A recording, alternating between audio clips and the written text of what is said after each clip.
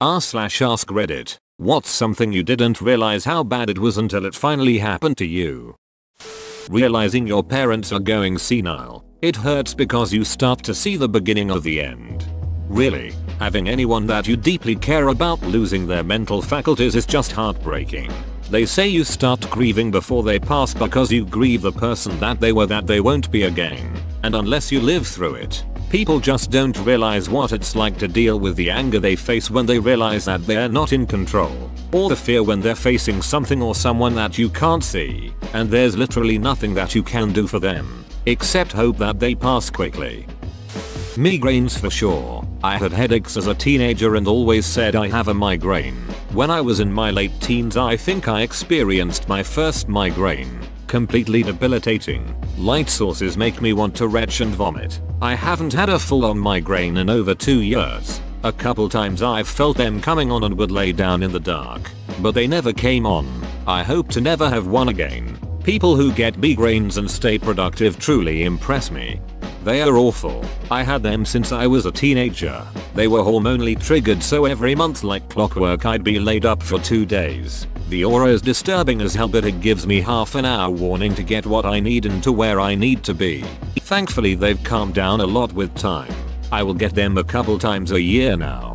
The worst was 3 years ago where I had several auras non-stop for 5 hours while I was on a train somewhere. Illness related fatigue. It's not just like being tired, it's so much more than that.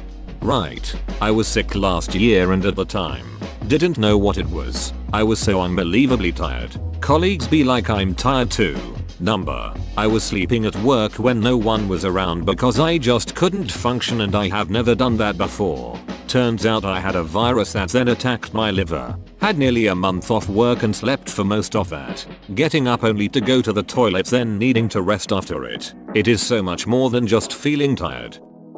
Breaking my ribs. In the hospital they told me that coughing, gagging, and especially sneezing was going to be excruciating. I did all 3 of those things in the hospital and I was okay. I felt completely normal because of all the pain medication they had given me. Then a few days later I get discharged and go home. A few HRS later, when the meds wore off, I sneezed and it was the worst thing that has ever happened to me. 100x worse than when I got my wiener stuck in my zipper. A friend who has had broken ribs multiple times described it as living in constant fear of a sneeze. Homelessness. I knew about the being dirty and in pain and all, but the depression and anxiety was a surprise. Duck dude, how did you dig yourself out of that hole? Still in it, but I'm on the right track. I have a phone, a car, and a job. That's all you need. Having bed bugs. I used to think it was kind of silly that people were so insistent that they were a serious concern. I figured it must be like having fleas. You know, kind of annoying but easy enough to stop. Now, I can't even read an article that mentions them without getting itchy and angry. Bed bugs straight up ruin lives. OMG dude, sometimes when I'm feeling depressed I think to myself something like, well, I'm probably going to jail, but at least I don't have bed bugs anymore. I didn't know my partner was infected with HIV. Now I'm HIV positive. This one sucks, man. I'm sorry. Being accused of a crime you didn't commit. Man, I've only experienced this outside of legal situations, but being treated unjustly is one of the most maddening things. When this happens to me, I usually get so angry to the point where anything I say is just sounding more suspicious, and that in turn just makes me absolutely furious. Hemorrhoids and anal fissures. Mother of ducking mercy. Scrolled all the way down for this. I'm an RN and was still shocked at how much it hurt and honestly ducked with my confidence as a woman. I know it's dumb, but it's completely how I felt. I am so motivated to do whatever it takes to prevent them in future. But I'm terrified that pregnancy labor will revive them. Ugh.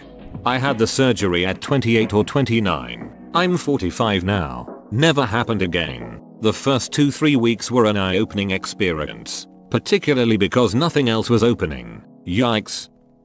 PTSD. I thought you just were sensitive to loud noises, things that triggered you, and that you only had flashbacks if you had been in combat. Boy, was I in for a surprise. PTSD triggers the living body and memory of the trauma. Shit's hell. Who can understand living out the worst moments of their lives over and over again? Those of us who suffer from it. Chronic pain. Prior to having chronic pain, I didn't realize just how all-encompassing it would be. I thought that all that was bad about it was the pain. I didn't realize that pain would make me tired all the time. I didn't realize that it would make me clumsy and stupid. I'm physically and mentally slow now. I never imagined how undignified and emotionally taxing it was going to make my life. A flooded house. I knew it was emotionally heartbreaking and financially crushing, but I had absolutely no idea how hard it is to recover, how long it takes, or how much work is involved. Dear Lord, it is miserable.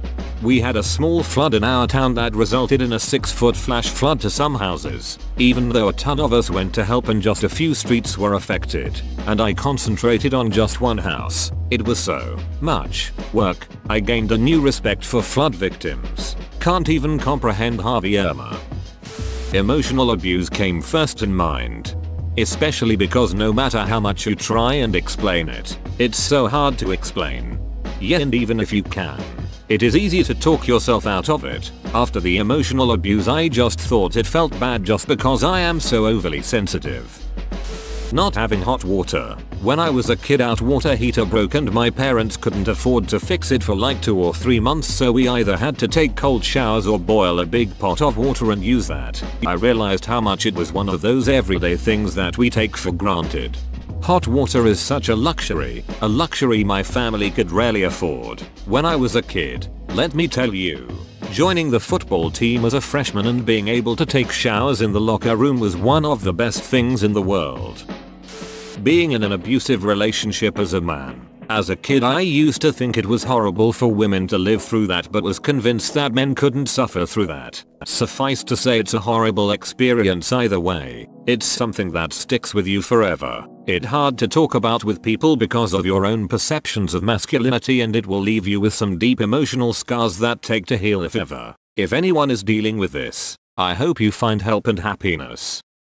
Family member. My dad. Getting a terminal cancer diagnosis and being one of his primary caregivers. It's everyone's worst nightmare, right? Yep, it's worse than that. Within 3 months he was on a walker, 4 months wheelchair, 5 months bedridden, 6 months couldn't wipe himself or feed himself, delirious, couldn't get his pain under control, his arm broke from a metastasis to his humerus. We had to wake up all night to give him pain meds. He cried sometimes, but not as much as I would have. I spent 3 weeks sleeping with him in the ICU. I poured my heart into those weeks, and now that he's gone it feels empty. I'm certain your dad appreciated what you did. Watching someone you love suffer and not being able to stop it is terrible. Being hospitalized for an extended period, when it's not mind-numbingly boring, it's just plain bleak. Got to watch someone die, and then got to watch this news not affect their children at all. Anxiety. Literally had no idea what it felt like when problematic. Then I got a serotonin issue and had the crippling physical side effects of anxiety with a slight bit of paranoia. Lasted about 3 months. Hard to eat anything. Often hard to breathe. Would wake up in the middle of the night having to throw up. And Xanax did very little. Lexapro got me back to perfect, and I have a new appreciation for it, as well as a little more understanding of mental illnesses. Unemployment. I was laid off after 3 months at my first job after college. I didn't start working again for another 8 months. Kidney stones. They were always used as a punchline in jokes. Duck that. Duck kidney stones. Duck a world where kidney stones exist. Becoming substantially overweight. I'm not anymore, thank God, and haven't been in a long time. But the time I was a definite eye-opening and humbling experience. Manic episodes. I spent more than 2 months thinking constantly of and planning my suicide and not being able to sleep at night because I was hallucinating shadow people waiting for me to close my eyes so that they can attack me. I was hypervigilant and paranoid and kept triggering my PTSD. I spent 4 straight weeks crying myself to sleep because I wanted so badly to just die, and I knew that no one cared about me. I wrote pages of something like "people are bad and untrustworthy" in my journal. Everything was so fast and so intense. Whoa, you made it to the end? You're a ducking beast. I'll cut you a deal. Smash like and subscribe for more curated content, bruh. It's free and that's a great price.